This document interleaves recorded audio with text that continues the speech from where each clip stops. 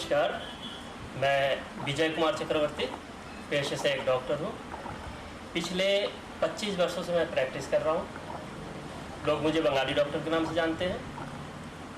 मैं जो वीडियो बनाता हूँ ये सेवा भावना के लिए बनाता हूँ, क्योंकि सेवा करने से मुझे संतुष्टि मिलती है। आज जो मैं वीडियो लाया हूँ वो बहुत ही महत्वपूर्ण विषय पर आप लोगों के साथ चर्चा करूँगा। वो है ब्लड शुगर। इसे आप मधुमेह भी कह सकते हैं या डायबिटीज़ मेलाइटस भी कह सकते हैं।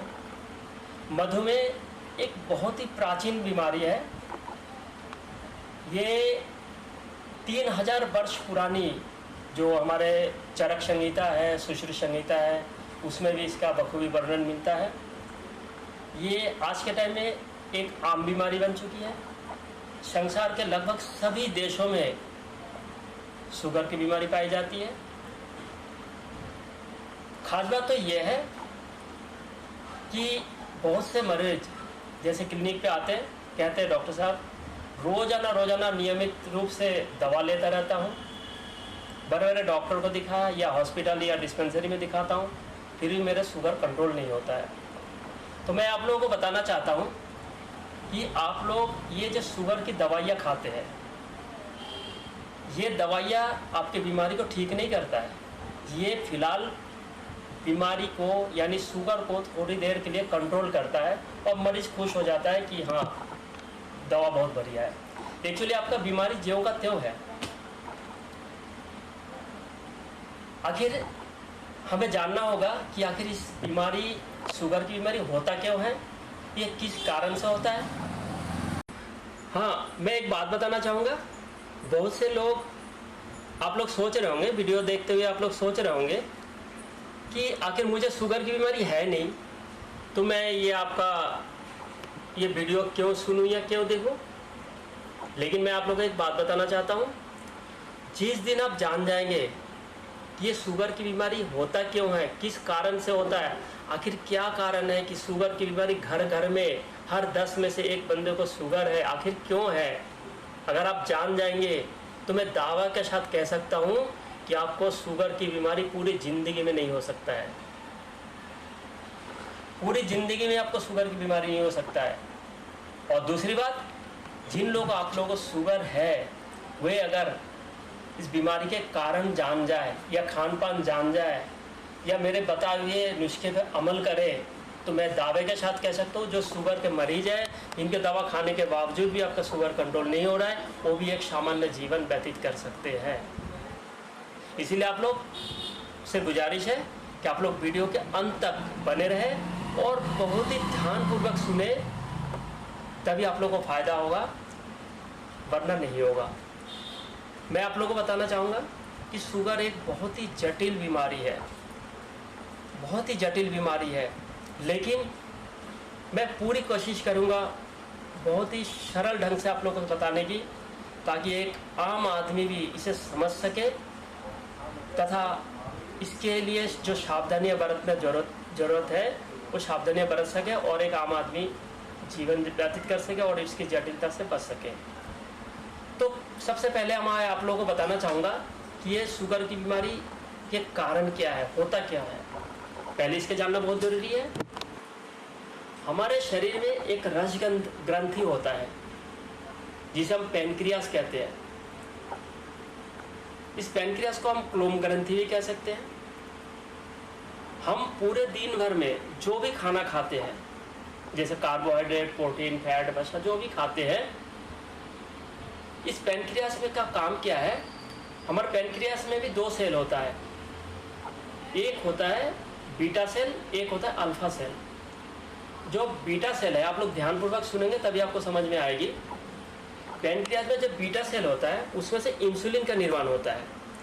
अब इंसुलिन का क्या काम है, हम जो भी खाना खाते हैं, कार्बोहाइड्रेट, प्रोटीन, वसा जो भी खाते हैं, उसे पचाकर शुगर में परिणत करना। और यही शुगर से क्या होता है, हमारे पूरे शरीर में जब जाता है, अंग प्रत्यंग को जाता है, तो हमें एनर्जी मिलता है, काम करने की शक्ति मिलती है।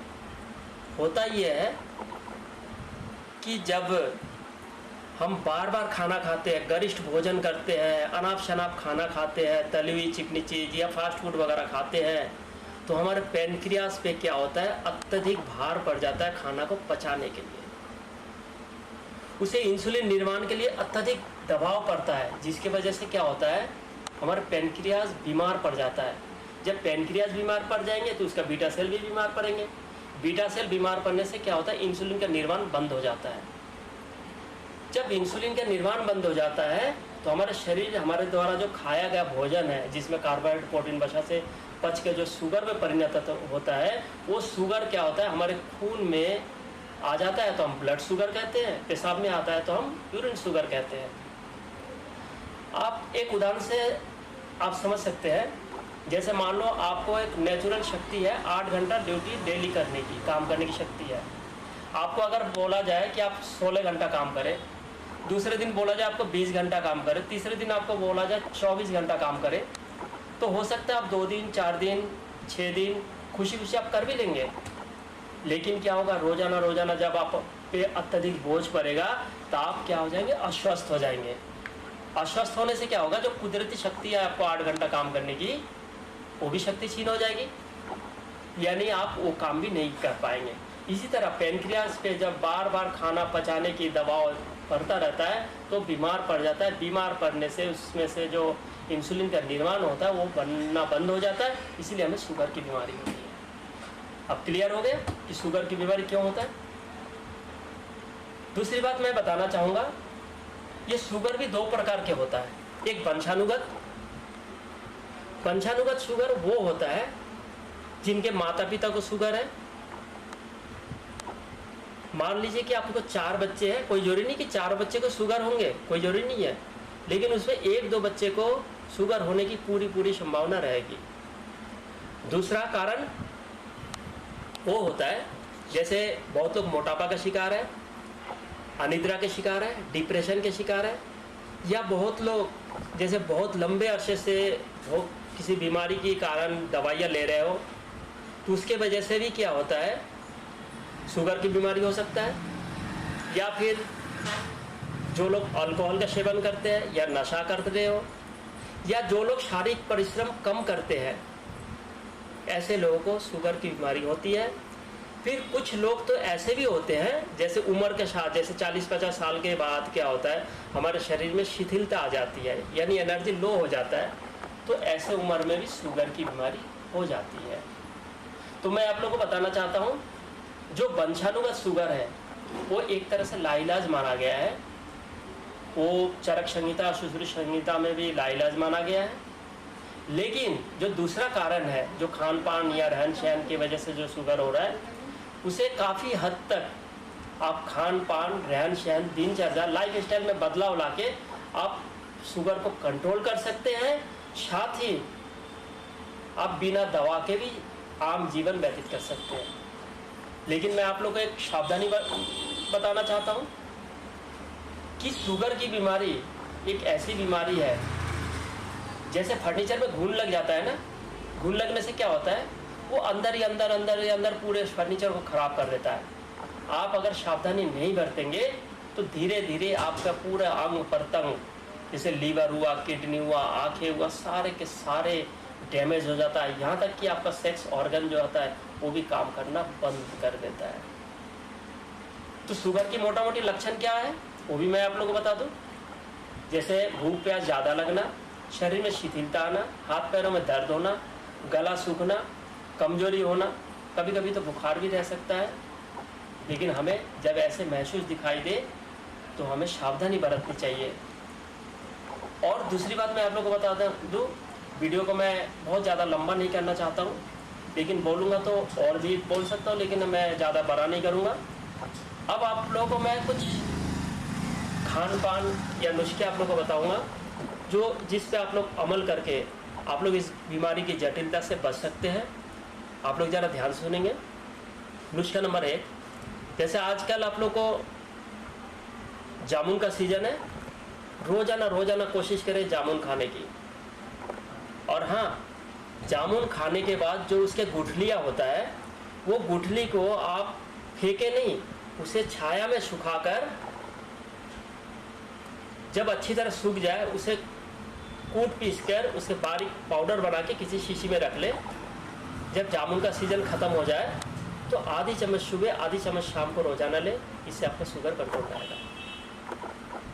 आपको तीसरा नुस्खा बता दूं, जब जामुन का सीज़न ना हो तो आप क्या करेंगे, जामुन के जो कोमल पत्ते होते हैं उसे धो के अच्छी तरह 4-5 पत्ते सुबह तथा 4-5 पत्ते शाम को चबा कर खा जाए, इससे भी आपको शुगर कंट्रोल रहेगा। और एक बात आपको बता दूं कि आप अगर चाहते हैं कि वाकई आपका शुगर कंट्रोल रहे तो आपको गेहूं का रोटी और चावल खाना बिल्कुल बंद करना पड़ेगा।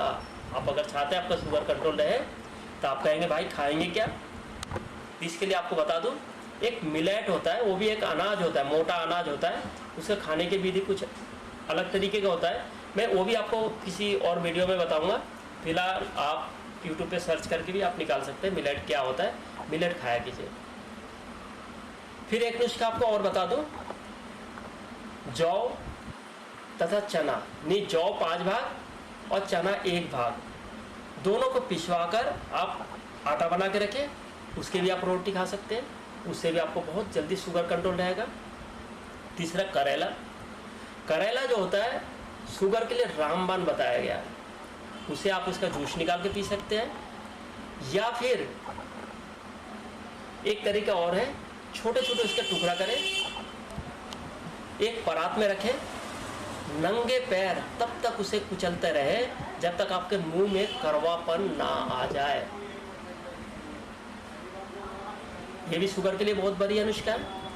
फिर आपको और आसान नुस्खा बताता हूँ, 2 चम्मच मेथी दाना, 2 चम्मच मेथी दाना और 1 चम्मच सौंफ, ध्यान से सुनेंगे, 2 चम्मच मेथी दाना तथा 1 चम्मच सौंफ को रात को 1 गिलास पानी में भिगो के रखें, सुबह उस पानी को छानकर पी जाए। या फिर 1 चम्मच मेथी दाना को हल्का कूट कर 1 गिलास पानी में रात को भिगो कर रखें, सुबह छान के उस पानी को पी जाए। रोजाना कोशिश करें थोड़ा, क्योंकि शुगर के मरीज को कमजोरी ज़्यादा रहती है, थोड़ा बहुत आप शिलाजीत भी ले सकते हैं, प्यास को कम करने के लिए आप नींबू पानी ले सकते हैं। खाने में आप तली हुई चीज़, गरिष्ठ भोजन, मैदा की बनी हुई चीज़, फास्ट फूड कोशिश करें बिल्कुल ना लें। शराब तथा धूम्रपान करते हो तो वो भी ना लें। दूसरी बात, नींद भरपूर ले। आपको अगर पेट में गैस कब्ज रहता हो, ध्यान रखिएगा, गैस कब्ज अगर रहता हो तो रात को 1 गिलास गुनगुने पानी में 1 चम्मच त्रिफला घोल के आप पी सकते हैं, उससे आपको पेट साफ रहेगा। बाकी आप फलों में अनार, संतरा, मौसमी आदि ले सकते हैं।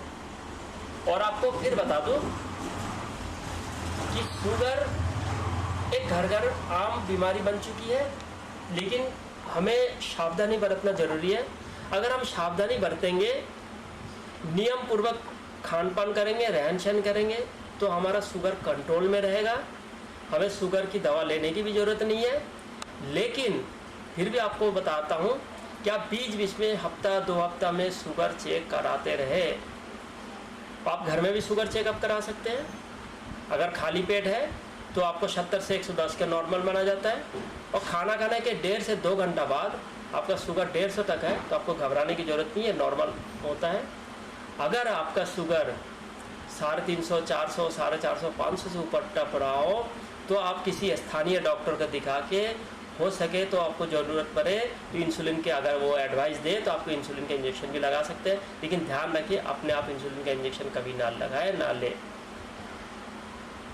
शुगर को लेकर बिल्कुल लापरवाही ना करें। ये एक जानलेवा बीमारी है, नहीं तो हमारे किडनी, लीवर, आँखें सब धीरे धीरे सारे सिस्टम खराब होता जाता है। इसीलिए इसमें सावधानी ही इसका उपाय है। और मैं इस वीडियो को फिर आगे नहीं बढ़ाना चाहता हूँ। आज तक के लिए बस इतना ही। बस फिर मिलेंगे अगले वीडियो के साथ, तब तक के लिए नमस्कार।